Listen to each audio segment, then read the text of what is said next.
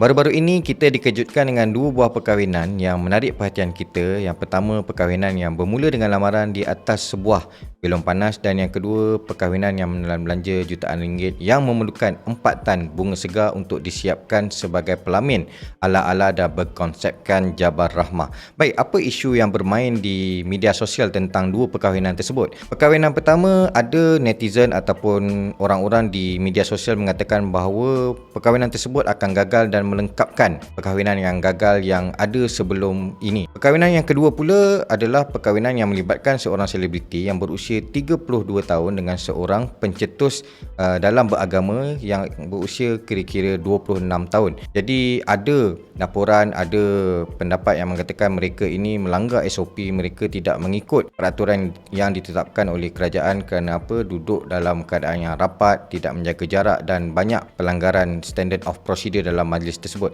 Baik tuan-tuan, saudara dan saudari, saya ingin berkongsi dari aspek kemanusiaan. Baik, dalam diri manusia ni tuan-tuan ada seketul daging. Apabila daging itu baik, maka baiklah orang itu. Itulah yang kita sebut sebagai hati. Jadi dalam hal ini kita percaya ada hati-hati orang di media sosial ini tidak berapa tulus, tidak berapa jujur, tidak berapa mulus untuk bercakap dan bertindak balas dengan isu tersebut. Kenapa perkara ini berlaku? Tuan-tuan, saudara dan saudari, kita tidak pelik kerana isu dengki, isu iri hati ini sudah lama berada dalam tamadun manusia.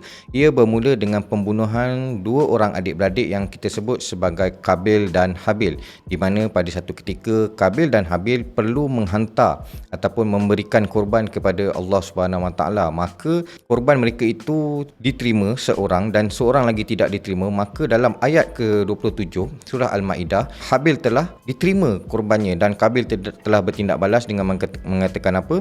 Aku akan bunuh kau. Dan dijawab oleh Habil dalam ayat yang berikutnya, aku tidak takut, sesungguhnya korban orang-orang yang bertakwa itu diterima oleh Allah Subhanahu Wa Taala. Jadi tuan-tuan, saudara dan saudari, bagaimana kita nak mengurus isu ini? Baik, isu ini boleh diurus berdasarkan 4 faktor yang kita sebut sebagai faktor pemikiran yang rasional, perasaan yang tenang, tingkah laku yang baik, dan yang terakhir adalah kepercayaan kepada Tuhan.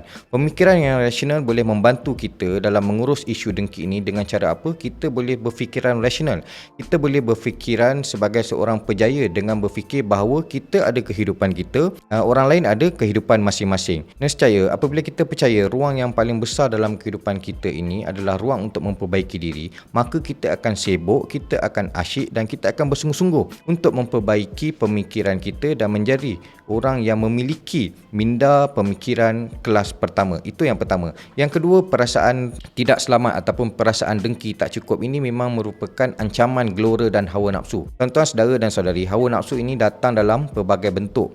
Dia datang tidak mengira masa. Nescaya pengurusan emosi yang stabil akan membantu untuk kita melawan gelora hawa nafsu supaya kita ikut telunjuk dan kata-kata syaitan yang direjam. Dan yang ketiga, tingkah laku yang baik. Kita boleh sibukkan diri dengan jadual yang ketat. Kita boleh bangun awal sekitar jam 4 pagi, pergi bekerja jam 8 pagi, pulang bekerja pukul 4 petang, 5 petang, dan akhirnya rehat. Dan yang terakhir ini merupakan penentu kepada kejayaan kita, iaitu kepercayaan kepada Tuhan. Banyak masa kita sebenarnya kita dalam lindungan dan lingkungan pengetahuan Allah Subhanahu Wa Taala. Allah Taala telah turunkan celik akal kepada kita untuk kita memahami kehidupan kita. Allah telah beri rahmat kepada kita untuk kita menjadi orang yang berguna kepada agama, bangsa dan negara kita. Dan mudah-mudahan apabila ada kesedaran tersebut, kepercayaan kepada Tuhan yang kuat, yang utuh, yang teguh, kita boleh urus perasaan sifat dengki ini kepada orang lain. Sekian dulu dari saya. Assalamualaikum warahmatullahi wabarakatuh.